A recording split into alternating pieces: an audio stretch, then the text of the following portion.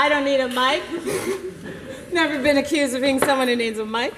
So my name is Karen Kleinfelder, and I want to welcome you to the second event in a series co-sponsored by the Art Department and by the B Word Project. Now, if you do not know yet what the B Word Project is, you should. And there are lots of ways to learn more about it. The B word stands for banned, boycotted, blacklisted.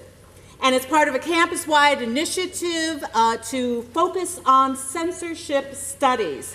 There are courses on this campus right now from the sciences to the arts, all of them investigating aspects of censorship. And it's not over this semester, it goes on to next semester. So you can still sign up for one. And it culminates in the fall of 2012 when we bring back the NEA4, who ran into a lot of problems on this issue of censorship during the culture wars, which may or may not still be going on. You can learn a lot more about the B Word Project by going to the great website that they have set up for it, bwordproject.org. And it gives you all kinds of related events, exciting events that will go on for the next 3 semesters. So check that out. Today's event that we're excited about is called Mural Art, Street Art, Public Art, Observations, Discussion. Now, we're fortunate indeed to have as a moderator today Dr. Nitzan Shaked, who teaches contemporary art and theory in the art history program, plus she directs the museum studies and curatorial practices program. She has, I don't know if many of you know this about Nitzan, but she has an MFA from Otis.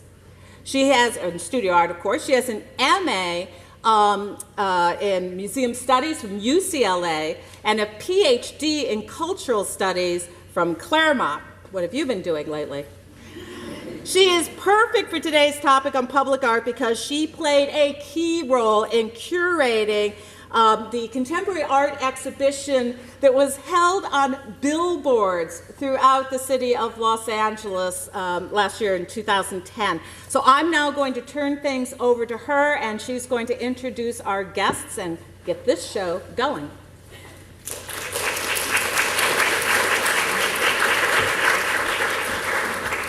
Good evening, everybody. So I need to stand by the mic. What I'm going to do, I'm first going to introduce Carol A. Wells, and then she's going to speak, and then afterwards I'll introduce Daniel and a little bit of his work. Daniel Joseph Martinez is also here with us tonight. Carol Wells is an activist, art historian, curator, writer, and poster collector. She writes and lectures extensively on art and politics. Her activism began in high school when she was inspired by the civil rights movement. While attending UCLA, she participated in sit-ins at the Los Angeles Board of Education to protest de facto segregation and began protesting against the Vietnam War. In 1967, she participated in the now infamous 1967 Century City demonstration, during which she not only saw police brutality up close and unprovoked, but also how the establishment press blamed the violence on the demonstrators. Carol became a medieval art historian and taught the history of art and architecture for 13 years at California State University, Fullerton. She began doing Nicaragua solidarity work in 1979 and first visited there in 1981. This trip changed her life. She began collecting posters in 1981 and organized her first exhibition that same year. In 1988, Carol founded the Center of the Study of Political Graphics, a non-for-profit organization, a non-for-profit educational archive that collects, preserves, documents, and circulates posters relating to diverse movements for social change, and is its executive director. The Center for Political Graphics now has more than 80,000 U.S. and international posters, including the largest archive of post-World War II protest posters in the United States. During the past 3 decades, Carol has produced or co-curated more than 75 traveling theme-based political poster exhibitions that have traveled to more than 300 venues throughout North America and Europe.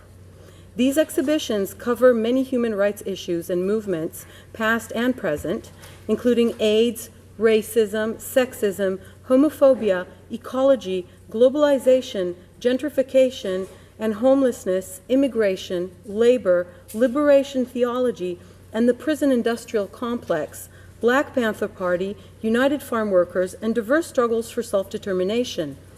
Carol believes that the power of graphics can combat public apathy and feelings of helplessness and help open up a truly democratic arena for political debate. I invite all of you to welcome Carol Wells. Well, I was asked to share with you some of my own personal experience with censorship, and I just started jotting a few of them down, and I was surprised there were more than I thought. The censorship happens in many different ways. Most of the time, we're not even aware that it happens. We don't get a grant. We don't get a job. We don't get an exhibit placed in certain places. There's many different forms that censorship gets, and you're never really told, oh, it's because they're politics. Oh no, it's a budget cut issue. There was a better candidate. There was a more qualified candidate. There can be many, many, many different reasons that people are getting for why they didn't achieve something, and many, many times it's not censorship, but many, many times it is. And there's never really a clear way of knowing. Sometimes you may just be competent. That's not censorship. But there are certain other examples where the issues become clearer and the censorship becomes undisputable. As was mentioned earlier, basically from 1979 and 1989, I had one primary issue, and that was Nicaragua solidarity, trying to stop the U.S. government from waging an illegal war against the Nicaraguan, the Sandinista revolution that had overthrown a U.S.-backed dictatorship that had been in power since the 1930s. So that was my single focus, and that's really the Center for the Study of Political Graphics grew out of that struggle. And in 1981, as was also mentioned, I did my first exhibition, and through word of mouth, all of a sudden I was getting invitations to travel all over the United States, giving this talk on art and revolution of Nicaragua and showing the exhibition that I put together with David Kunzel from UCLA. And the primary people who invited me and the exhibit were solidarity activists throughout the country. This is before the internet, and it was literally word of mouth. We had an exhibit at Spark in Venice. Somebody thought, oh, we have a cultural center in San Diego, will you bring it down? Goes into the car, drove it down, it's in San Diego. Said, oh, my sister does Nicaragua solidarity work in Colorado. If we fly you out there, will you? So it was this kind of word of mouth from this national solidarity network. Part of that led me to doing the Nicaraguan exhibit and several lectures at Loyola Law School. And again, the students invited the show. So it wasn't like I went out trying to find a space. I was invited into the university. It was this beautiful Frank Gehry building, and put up the show. Well, apparently people started complaining right away. So the next time I came to do a talk, I saw a big disclaimer. Hadn't seen one of those before in one of the exhibits I'd done. And the disclaimer said, the opinions expressed in this exhibit do not necessarily, or do not, period, express the opinions of the school, the faculty, the board of trustees, et cetera, et cetera, et cetera. So I found out that there was a big fight over this exhibition because some people were very offended, but because it was a law school and free speech is one of the main points of a law school, they couldn't take it down. So instead, they decided to put up the disclaimer. But then they went farther than that. For the next, any exhibit that happened after that one, and there had been a lot of exhibits in this space prior, but every exhibit that was going up in that space after had to have faculty approval. That's a form of censorship. Before it was a student space, the students could do whatever the student group wanted. So then we got another exhibit, another request, and this was a women's rights exhibit. And this was late 80s, so a few years later. And they exhibit had to be approved by the faculty member. In this case, it was a nun. And the students who approached me were really nervous because you didn't need every abortion rights poster I had in the collection, but you couldn't have the women's rights exhibit with 0. That was basically my bottom line. And they understood that, and they said they were, uncomfortable. The nun has to approve it. We don't know what she's going to say. So I said, I have a suggested poster. And it was a poster that actually I found at a women's rights demonstration when I was pregnant. It's kind of one of these circles. And I literally picked it up off of the mud because it was pouring that day, held it up to the rain, let the mud wash off of this poster. It was that striking, and when I tell you the words, you'll know why I did that. It was like a child, it was an offset poster, but it was a child's scrawl.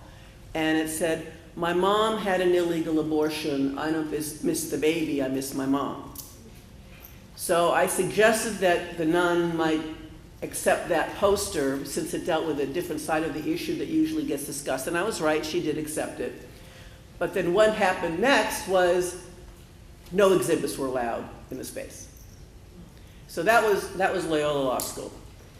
Then in 1986, actually it was the same year as I found that poster because I was feeling just really, very mainstream. I was pregnant and I was giving this lecture in a high school, and it was planned, it was Mission Viejo High School, Orange County, and it was planned to give, and this was a lecture literally I had been giving all over the country, high schools, colleges, community centers. It was Al Gore and his talk that he was giving all over. Well, we could probably match each other one for how often I gave mine. And it was planned to so I could give more details, and that it would be over 2 days. So it was a Thursday and a Friday, and I was giving it 3 times a day. So the entire school was going to hear my talk. And on one hand, I was thrilled. On the other hand, I was really nervous. Because usually when I gave the talk into schools, it was a specific teacher's class. The teacher was, sympathetic, and it was done for an audience that was primed for it. The entire school was in a whole other realm, and I was right to be worried. I gave the talk the first time, the first talk, I gave 3 talks in a day. So I gave the first talk, and I got a notice that the administration wanted me to remove a couple of slides. They were a little too offensive. So I'm thinking, what's better, taking the slides out and letting myself be censored, or putting up a fight and not letting anybody else see the other 95% of the exhibit? So I decided to take the slides out. I gave it the second time. There were a couple of other slides they wanted removed. So I said, all right. And I knew I had a feeling that I was not going to make day 2. So I figured I was going to make the most out of day 1. So when I took the slide, and this was slides, it wasn't a PowerPoint. So, and I decided to leave the holes.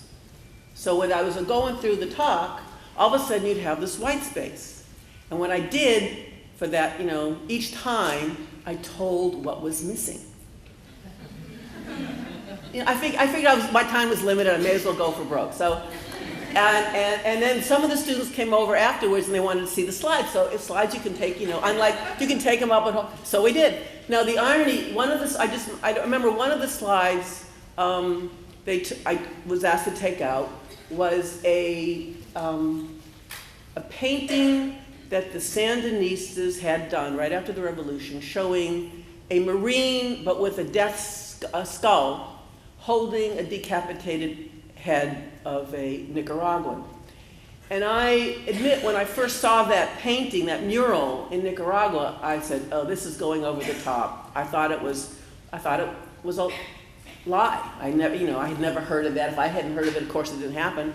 And I never used it in one of my talks. And then in 1985, I think it was, the Rolling Stone magazine printed a series of photographs that they found in the National